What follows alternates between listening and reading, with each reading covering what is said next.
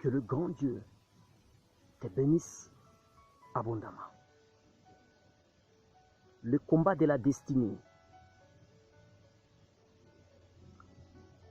Ici, dans le dictionnaire de l'espoir et délivrance, le combat de la destinée est défini en ces termes. C'est que Dieu a arrêté sur le parcours d'un être humain. Dans les combats de la destinée, tu rencontreras des oppositions, des coups, des mépris, des injustices du diable, comme des hommes. Dans le combat de la destinée, beaucoup ont abandonné, beaucoup ont cédé à cause de la douleur. Lorsque l'Éternel t'appelle, il ne te le dira jamais, tout ce que tu raconteras dans le parcours de ta destinée. Il t'a appelé. Tu raconteras des oppositions sataniques, des insultes, de l'humiliation, de la honte, que sais-je encore. Mais retiens que c'est lui qui t'a appelé, il est fidèle. Si tu remarques que tu n'arrives pas à se détacher de Dieu malgré l'opposition du diable, le combat spirituel, le mépris des hommes, mais tu es toujours attaché à Dieu, c'est un signe qui prouve que l'Éternel, c'est lui qui t'a appelé. Certainement, il te bénira. Un jeune homme, David, son nom veut dire bien-aimé. Il a marqué son histoire parce qu'il avait tué le géant, le fameux Goliath. En Samuel 17, à partir du verset 26, dans la vie de David, il y a ces trois choses. David, c'est un homme de promesses. Genèse 49 dit, Jacob, avant de mourir, il avait prophétisé sur Juda, le sceptre royal ne s'éloignera jamais de toi jusqu'à ce qu'elle vienne le Shiloh.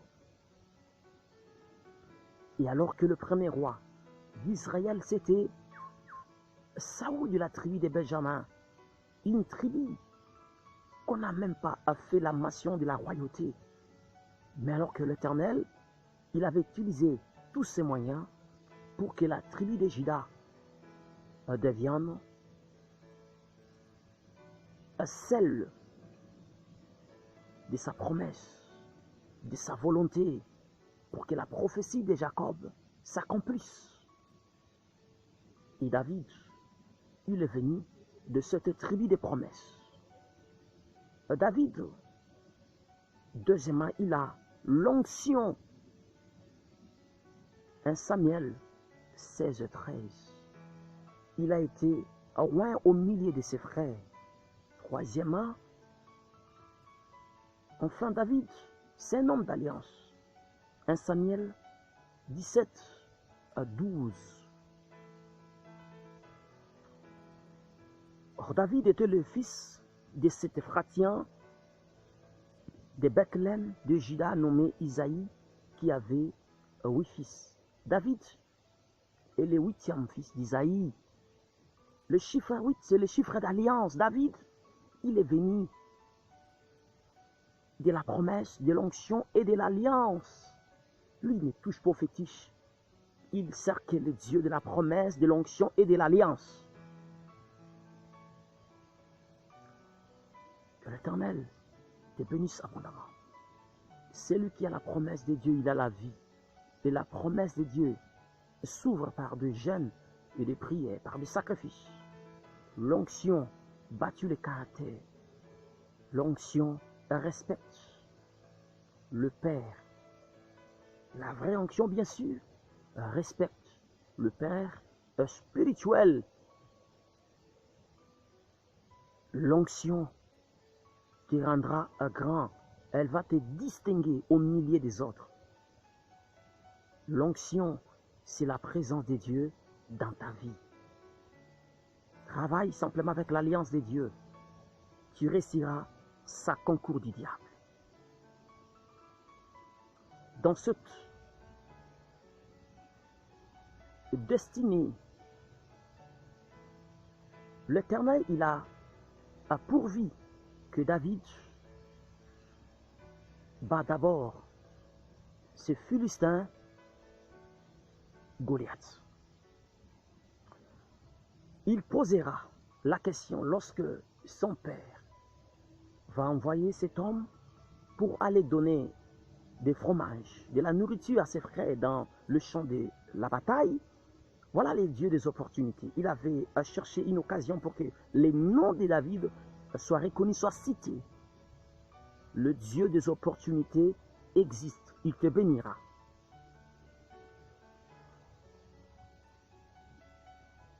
1 Samuel, chapitre 17, le verset 26.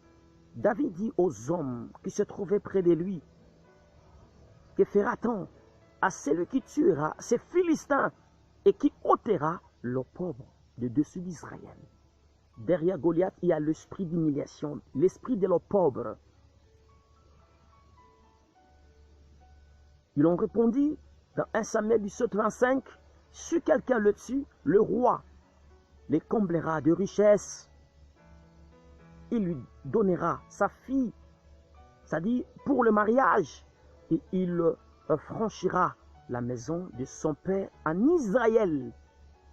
Pas d'intérêt, pas d'action. C'est-à-dire, je combats pour la grandeur, je combats pour être géant. Je ne combats pas au hasard. Je combats avec des objectifs. David a posé cette question. Que fera-t-on à celui qui va détruire ces Philistins? Il sera couronné que celui qui vaincra son Goliath. Il sera couronné que celui qui vaincra son serpent.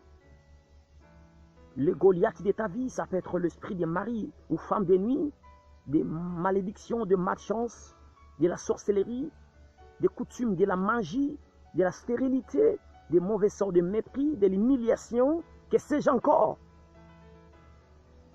Lorsque tu t'engages dans la bataille de la destinée et tu renverses cet esprit d'humiliation de l'opprobre, l'Éternel, il te garantit, il va te donner de la richesse. Autrement dit, lorsque tu détruis cet esprit des maris de nuit, tu te marieras pendant les jours. Lorsque tu détruis cet esprit de la pauvreté, tu auras de l'allégresse financière. Et ta vie connaîtra des changements et des percées dans les noms puissants de Jésus-Christ. Waouh! Que cela soit ton partage. En Samuel, chapitre 17, le verset 32, David dit à Saoul que personne ne se décourage à cause de ce Philistin.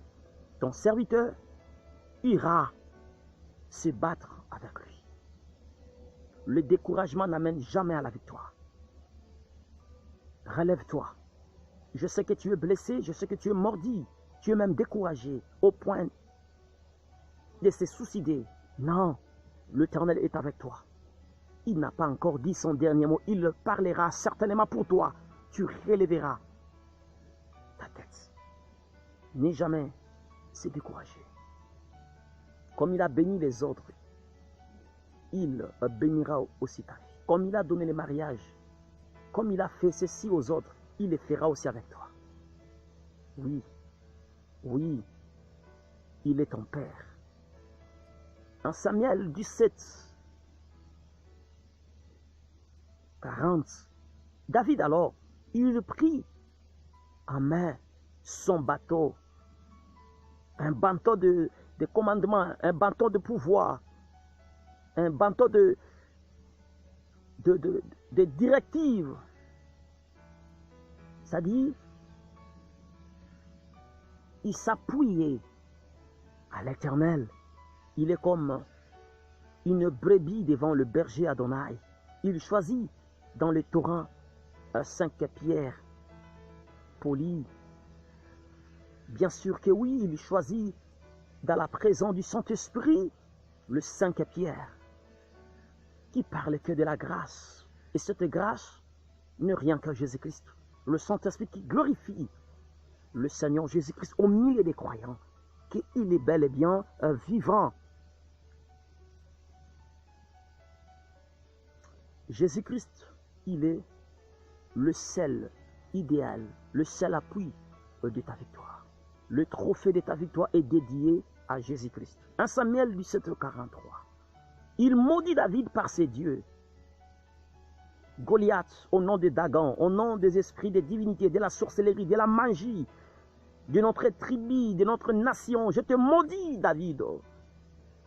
Donc, du moment où Goliath il avait maudit David, ce n'était pas un combat physique, c'était un combat spirituel. Les gens voyaient David et Goliath, mais spirituellement c'était Adonai et le diable. David, il avait répliqué en ces termes: je marche contre toi au nom de l'Éternel des armées, du Dieu de l'armée d'Israël que tu as insulté. 1 Samuel 17:45. Ça dit, toi tu viens au nom de Dagon, au nom de la sorcellerie du diable, mais moi je viens au nom du Dieu Tout-Puissant, le Créateur de cieux et de la terre. Que l'Éternel Dieu bénisse abondamment. Or que cet homme, Goliath, il avait une mission d'assujettir Israël. Voilà comment est-ce qu'il disait dans 1 Samuel chapitre 17 verset 9, choisissez un homme, s'il peut me battre et qu'il me tue, nous vous serons assujettis. Mais si je l'emporte sur lui et que je le tue, vous nous serez assujettis et vous nous servirez. Donc, ce que Goliath a voulu, c'est humilier Israël, rendre le pauvre dans le camp d'Israël. J'aimerais simplement dire à quelqu'un, lorsque tu vas tuer ces Goliaths, on chantera pour toi. Les femmes chantaient, Saoul a frappé ses 1000 et David ses 10 000. 1 Samuel 18:7. Montre-moi là où David il avait tué ses 10 000. Rien que les combats de Goliath lui a rendu célèbre. C'est pour dire, Goliath il représentait un danger permanent, non seulement contre Israël, mais aussi devant beaucoup de nations, de Syriens. Il y en avait beaucoup de nations, de Mandianites. Il y en avait beaucoup alors, même des Babyloniens. Et que lui, Goliath, il mettrait la frayeur sur toutes les nations. Mais Saoul était un homme de guerre, il avait tué pendant qu'il régnait. C'est pour dire que le maman avait cette révélation, pour dire, David, à toi seul, tu as tué celui qui avait tué toutes les nations. On chantera pour toi que tu as tué 10 000 le jour où tu détruiras ces maris d'ennemis. Cet esprit de femme d'ennemi, cet esprit de la stérilité, cet esprit de mort qui te menace, on acclamera pour toi, on chantera un cantique nouveau pour toi. Aussi longtemps que tu n'as pas écouté ces cantiques, continue encore dans cette bataille, dans cette lutte des esprits engagés. L'Éternel est avec toi. Le combat de la destinée existe. Que l'Éternel te bénisse, qu'il te mette au large. Ne te décourage jamais, il est avec toi. Tu t'en sortiras plus qu'un vainqueur. Il est le Dieu des opportunités. Les grands dieux sont avec toi. On chantera un cantique nouveau pour toi. Oui, dans ces combats de destinée, l'Éternel, il te garantit qu'il est avec toi. Malgré il n'y a rien qui se passe comme une histoire de grandeur, mais il est avec toi. Il te bénira sans concours du diable. Tiens-toi simplement serein qu'il est avec toi. Ne jamais toucher au fétiche, ne jamais vendre ton âme pour servir le diable. C'est lui qui a donné la victoire. Je dis bien à David, il le fera aussi avec toi.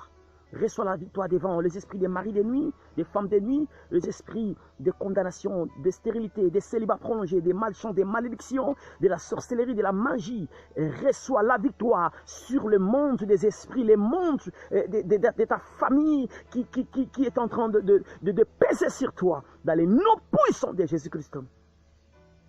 La couronne de la victoire est ton partage dans le nom de Jésus-Christ.